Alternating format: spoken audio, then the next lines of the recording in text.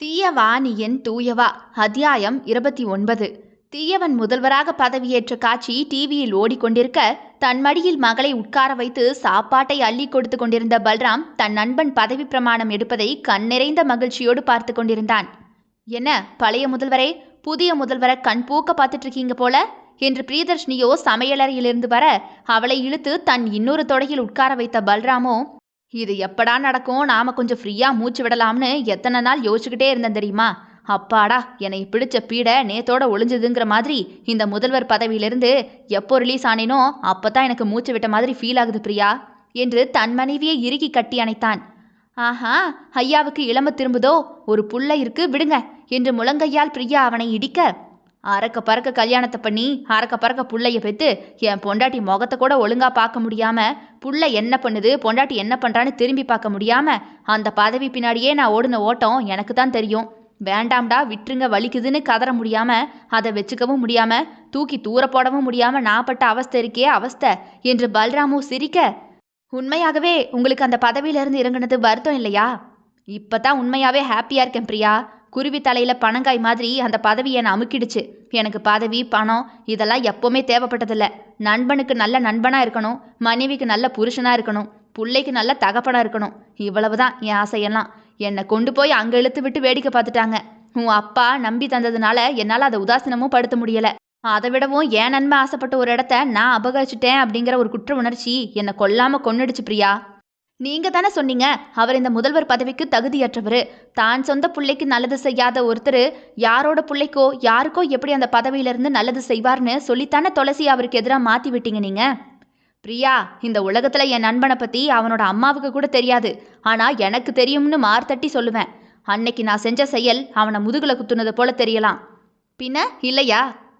உனக்கு தெரியுமா, அவன் ஸ்கூல் படிக்கும் போதுலேருந்தே வப்பாட்டி மகன்னு ஒருத்தரும் சேரமாட்டாங்க, ஒத்தையாவே தான் உட்காந்துருப்பான். அவன் தோளில் போய் கையை போட்டு என்னை நண்பான்னு பேசுனது நான் மட்டும்தான். அன்னைக்கு அவன் கையை பிடிச்சதுமே அதுக்கு பிறகு எல்லா இடத்துலையும் அவன்தான் என் கையை பிடிச்சி வாடா நான் பார்த்துக்கிறேன்னு என்னை கூட்டிகிட்டு வந்தான். ஒரு லாபமும் யோசிக்காமல் உண்டானது தான் எங்கள் நட்பு. அப்படிப்பட்ட அந்த நட்புக்கு துரோகம் செஞ்சிருப்பேனா பிரியா?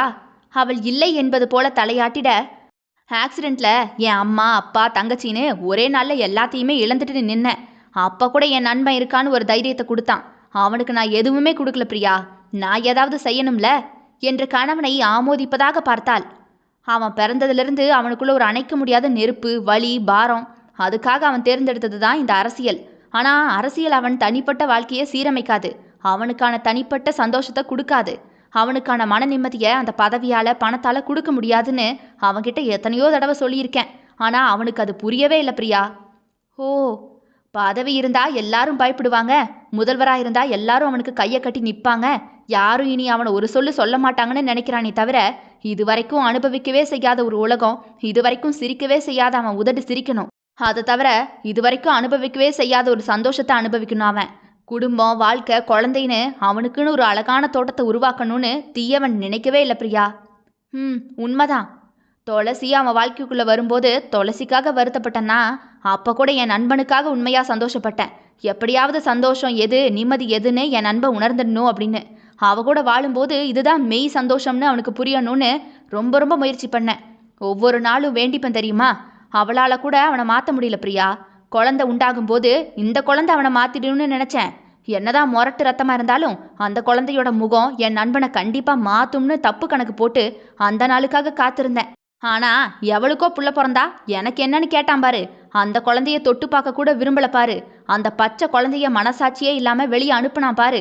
அதுக்கு பிறகு எனக்கு இவன் திருந்துவான், இவனுக்குன்னு ஒரு வாழ்க்கை இருக்குன்னு உணர்வாங்கிற எண்ணமே போயிருச்சு. நான் வாழ்ந்து அவன் வாழாம இருந்தா அது எப்படி பிரியா அழகான நட்பா இருக்கும்? எனக்கு தெரிஞ்ச சந்தோஷத்தை அவன் தெரியாம இருந்தா அங்கேயும் நான் துரோகத்தை தானே பண்றேன். எனக்கு தெரியும் குடும்பம் கொடுக்குற நிம்மதி சந்தோஷத்தை அந்த பதவி கொடுக்காதுன்னு. அவனுக்கு அதை சொல்லி கொடுக்கலினா நான் எப்படி அவனுக்கு உயிர் நண்பனாக இருக்க முடியும் சொல்லு? எப்படியாவது சொல்லி கொடுத்துடணும். சொல்லி பார்த்தேன், புரிஞ்சுக்கல. அப்போ எதை அவன் போய் சந்தோஷம்னு நினச்சிக்கிட்டு இருக்கானோ அதை அவன்கிட்ட இருந்து பிடுங்கி தூர போட்டு அவனுக்குன்னு ஒரு தனிமையை, அவனுக்குன்னு ஒரு தேடலை கொடுக்கணும். அந்த தேடல் தனக்கு எது தேவைன்னு உணர்த்தும்னு நினச்சேன். அவன் மலை போல நினச்சிருந்த அந்த பதவியை அவன்கிட்ட இருந்து பறிச்சா கண்டிப்பாக துளசி பக்கமோ குழந்தை பக்கமோ மறுபடியும் அவன் திரும்பி பார்ப்பான்னு எனக்கு தெரியும். அதை எதுக்கு நீங்க துளசியை வச்சு செய்ய நினைச்சீங்க? யாரோ ஒருத்தரை வச்சு கூட நீங்க நினைச்சதை செஞ்சிருக்கலாமே. அவர் பதவியை இப்படித்தான் பறிக்கணும்னு அவசியமே இல்லையே. இதாண்டா உன் குடும்பம்னு உலகத்துக்கு காட்டணுமா இல்லையா? அதோட துளசி ஒதுங்கி போயிட்டா, ஒதுங்கி போனவளை அவன் நின்று யோசிக்க கூட மாட்டான். அவன் மூளையை விட்டு அவன் நினைப்பு விட்டு நகர விடாம கொடைய வைக்கணும்னா துளசி தீயவனை எதிர்த்து நின்னே ஆகணும். எதிரியை அவ்வளவு சீக்கிரமா மறக்கவும் மாட்டான், மன்னிக்கவும் மாட்டான். தேடி தேடி வருவான் அவன். மறுபடியும் துளசியை தேடி வந்துட்டாவே போதும். கண்டிப்பா ஏதாவது ஒன்று நடக்கும்னு நினச்சிதான் துளசியை போய் பார்த்தேன். நான் நினச்சது போலவே அவளை அவனுக்கு எதிராக சாட்சியாக்குனேன். அன்னைக்கு துளசிக்கிட்ட நான் அப்படியெல்லாம் சொல்லலைன்னா ஊமையா விலகி போயிருப்பாளே தவிர அவனுக்கு எதிர்த்து நின்று ஸ்டேட்மெண்ட் எல்லாம் கொடுத்துருக்கவே மாட்டா. அவளை பின்னாடி இருந்து தள்ளுறதுக்கு தான் நான் இவன் அந்த பதவிக்கு சரியில்லாதவன்னு சொன்னேன். துளசி தனக்கு ஒரு கஷ்டம்னா கல்லா நின்று தாங்குவா. ஆனால் அடுத்தவங்களுக்குன்னா சிங்கத்துக்கு சிங்கமாக நின்றுடுவான்னு புரிஞ்சுது. குத்தி விட்டேன். அவனை போல அரசியல் ஜாம்பவான் வேற யார் உண்டு சொல்லு? என் நண்பன் ஜெயிச்சிட்டான். ஆனால் நீங்கள் தோத்துட்டீங்களே, நீங்கள் துரோகின்னு பேர் வாங்கிட்டீங்களே. அதற்கு சிரித்தவனும், துரோகி ஆனாலும் பரவாயில்ல பிரியா, என் நண்பன் இதுவரை வாழாத வாழ்க்கையை வாழ்ந்தா போதும். நான் வாழ்ந்து அவன் வீழ்ந்தா அங்கே என் நட்பு செத்து போகுமே. அவன் கூட தான் நான் இருக்கணுமா என்ன? அவன் வாழ்கிறத தள்ளி நின்று பார்த்தா கூட நட்பு தான். நீங்கள் தான் மெச்சிக்கிறீங்க. அவர் தான் துளசியை எட்டி கூட பார்க்கலையே. இப்போ அவர் முதல்வர் வேற. அவளை டிவோர்ஸ் பண்ணிட்டு இன்னொரு கல்யாணம் கட்டினாலும் அவரை கேட்கறதுக்கு ஆள் கிடையாது. இல்லை அவளை கொன்று போட்டால் கூட கேட்க நாதி இல்லை. தொலைநோக்கு பார்வையோட இதெல்லாம் பண்ணினேன்னு சொல்கிறீங்க. பட் அவர் எங்கேயுமே மாறலையே. இன்ன வரைக்கும் அவளையோ குழந்தையையோ திரும்பி கூட பார்க்காத மனுஷன் எப்படி அவங்கள தேடி போக போறாரு சொல்லுங்க? இவ்வளவுதான் உங்களுக்கு எல்லாம் தெரிஞ்சது. எனக்கு தீயவனை பற்றி அத்தனையும் தெரியும். இது வரைக்கும் அவன் விருப்பம், ஆசை, தேவை அது எல்லாமே அந்த பதவி. அந்த தேவை அவனுக்கு முடிஞ்சு போச்சு. இது வரைக்கும் அவனோட உலகம் அரசியல். அந்த உலகத்தை ஜெயிச்சு ராஜாவாயிட்டான். இனி அவனோட இலக்கு என்னவா இருக்கணும்னு நினைக்கிற நீ என்று பல்ராம் கேள்வியாகவே மனைவியை பார்த்திட, உங்க நண்பனை பற்றி எனக்கு என்னப்பா தெரியும், நீங்களே சொல்லிடுங்க. பதவி அவனுக்கு மரியாதையை கொடுக்கலாம், நிம்மதியை கொடுக்காது. அரசியல் அவனுக்கு பேரை சம்பாதிச்சு கொடுக்கலாம், ஆனால் சந்தோஷத்தை கொடுக்காது. அவனோட பணம் அவனுக்கு பகட்டை கொடுக்கலாம், ஆனால் பாசத்தை கொடுக்காது. சுற்றி இருக்கிற இந்த கூட்டம் அவனுக்கு பந்தபஸ்து கொடுக்கலாம், ஆனால் தூக்கத்தை கொடுக்காது.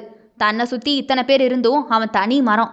அதனால அந்த தனி மரம் தோப்பை தேடி போய் தான் தீரும் பிரியா. இந்த நாளுக்காக, அவன் முதல்வராக போகிற நாளுக்காகத்தான் இத்தனை வருஷமாக நான் காத்திருந்தேன். அவன் நினைக்கிறான் எல்லாம் முடிஞ்சுதுன்னு. இல்லை, இனிதான் ஆரம்பமாக போகுது. இனிதான் அவன் வாழ்க்கை ஆரம்பிக்குதுன்னு எனக்கு தான் தெரியும். அப்படி என்னதான் நடந்துடும்? அவன் நிம்மதி போகும், அவன் சந்தோஷம் போகும், அவன் தூக்கம் போகும். இதெல்லாம் போகும்போது இதெல்லாம் எங்கே கிடைக்கும்னு தேட ஆரம்பிப்பான். ஐயோ பாவம், அவனுக்கு தெரியாதுல்ல அவன் வச்சிருக்கிற பதவி அதை தராதுன்னு. அவனுக்கு தெரியாதுல்ல அவனோட பணம் அது தராதுன்னு. அவனுக்கு தெரியாதுல்ல இந்த மரியாதையும் மாலையும் அவனுக்கு அந்த சந்தோஷத்தை கொடுக்காதுன்னு. தனக்கு ஒன்று தேவைன்னா கண்டிப்பாக தீர்வை தேடி போயே தீருவான் அவன். மண்டைக்குள்ளே குடையிற வண்டு மாதிரி துளசியும் புள்ளையும் வந்துட்டு வந்துட்டு போகத்தான் செய்வாங்க. எப்படி துளசியையும் புள்ளையும் தேடுவாங்கன்னு சொல்கிறீங்க? ஒருவேளை வேற ஏதாவது ஆப்ஷன் தேடிட்டா? என் நண்பனை பொம்பளை உடம்புக்கு அலையிற வெறி நாயின்னு நினச்சியா? அவன் கர்ஜிக்கிற சிங்கம். இத்தனை தப்பு செஞ்சானே, அவன் கண் கூட இது வரைக்கும் ஒரு பொண்ணை இச்சையாக பார்த்தது கிடையாது. சொல்லிக்க வேண்டியதுதான். பொண்டாட்டிக்கு இவ்வளவு பெரிய துரோகம் பண்ணவர் பெரிய உத்தமந்தான் என்று பிரியா முணங்கிட, அவ காதலிச்சா, இவன் காதலிக்கலையே. புரியல ராம். அவன் தன் காதலுக்கு துரோகம் பண்ணியிருந்தா தான் துரோகம். அவன் தான் அவளை காதலிக்கவே இல்லையே. புள்ளைய பெற்று வச்சுக்கிட்டு நல்லா தான் பேசுறீங்க. கசப்பான உண்மை தெரியுமா பிரியா? என்ன? அவ வாழ ஆசைப்பட்டா, இவன் அசைஞ்சு கொடுத்தான், அவ்வளவுதான். பதவிக்காக அவளோட சேரணும், அவளை பயன்படுத்திக்கிட்டான். அவன் முட்டாள்தனமாக அவனை நம்பிட்டா. அவன் எந்த நம்பிக்கையும் பிடிப்பும் அவளுக்கு கடைசி வரை கொடுக்கவே இல்லை. அவனை நம்பினது யார் தப்பு? அது துளசியோட தப்பு தானே நினைக்கிறேன். உன்னை கைவிட மாட்டேன்னு அவன் சொன்னானா? உன் கூடவே இருக்கேன்னு சொன்னானா? உன்னை காதலிக்கிறேன்னு அவகிட்ட சொன்னானா? பின்ன எந்த நம்பிக்கையில் அவனோட அவள் வாழ்ந்தா? சரிதான்ப்பா, இப்போ என்னதான் முடிவு? கண்ணுக்கு முன்னாடி இருக்கக்கூடிய அவன் மனைவியும் மகனும் இன்னைக்கு வரைக்கும் அவன் சிந்தைக்குள்ளே போகலை. பதவி போதை போக விடலை. இப்போ பதவி போதை இறங்கி இருக்கும். சும்மா கிடக்கிற மூளை கண்ணால் கண்ட இவங்களை பற்றி சிந்திக்க தொடங்குமா? கண்டிப்பா 100% சொல்கிறேன். மாற்றத்தை சீக்கிரமாக எதிர்பாரு. அப்போ மாறுவார்னு சொல்கிறீங்க? அவனுக்கு ஏற்ப அவங்கள மாற்ற ட்ரை பண்ண முட்டி மோதுவான் பாரு. ஐயையோ, சிரித்தவனோ, அரசியல் அவனுக்கு ஏற்ப வளைக்க முடியும், குடும்பத்தை முடியுமா? என்னவோ சொல்கிறீங்க. பொறுத்திருந்து நீங்கள் சொல்கிறது நடக்குதா இல்லையான்னு பார்க்கத்தானே போகிறேன். பாரு இப்போ என்ன பாரு என்று மனைவியை தூக்கி கொண்டு அறைக்குள் போனான். நண்பனை கணித்தது சரியே. காரில் சீட்டில் தலை சாய்ந்து படுத்திருந்தான் தீயவன். அப்பா, நான் அந்த ஆளை சொல்ல மாட்டேன். சுளீர் என்று கண்ணாடி உடைந்த சத்தம் மறைவில் நின்று துவாரகன் அவனை முறைத்து பார்த்து கொண்டே நின்றது. ஒன்றன் பின் ஒன்றாகவே வந்து வந்து அவன் மூளைக்குள் போக, குட்டி சைத்தான், கண்ணை மூடினாலும் வந்து நிற்கிறான் என்று தீயவன் தலையை உதறி கண்ணை திறந்தவன் சிந்தனை எங்குமே தன்னை புறக்கணித்த மகன் மீதே வந்து நிற்க ஃபைலை எடுத்து புரட்ட ஆரம்பித்தான். கையெழுத்து போட வேண்டியது இருக்க தீயவன் கையெழுத்து போட தன் சட்டை பையில் இருந்த பேனாவை எடுத்து கையெழுத்து போட போக பேனாவின் நிப்பை காணவில்லை. உடைத்து வைத்திருந்தான் அவன் சேட்டை பிடித்த மகன். இவன் சரிப்பட்டு வரமாட்டான், 4 போடு போட்டாதான் சரிப்படுவான். மண்டைக்குள்ள ஏறி உட்காந்து கொடைய ஆரம்பிச்சிட்டான். ராத்திரி வந்து தலைகீழா தொங்க போட்டு 2 போடு போடணும். குட்டி சைத்தான் வந்து வாச்சிருக்கு பாரு என்று ஆத்திரத்தில் பல்லை கடித்தான். ஒரு புறக்கணிப்பு பதவி நோக்கி ஓட வைத்தது, இன்னொரு புறக்கணிப்பு அவனை குடும்பத்தை நோக்கி ஓட வைக்கிறது. தொடரும். இதனுடைய அடுத்த அத்தியாயம் நாளை இரவு 7 மணிக்கு வந்துடும். கேட்க தவறாதீர்கள் மக்களே. தீயவா நீ என் தூயவா. விடை பெறுகிறேன். நான் உங்கள் ஆர்ஜே தியா.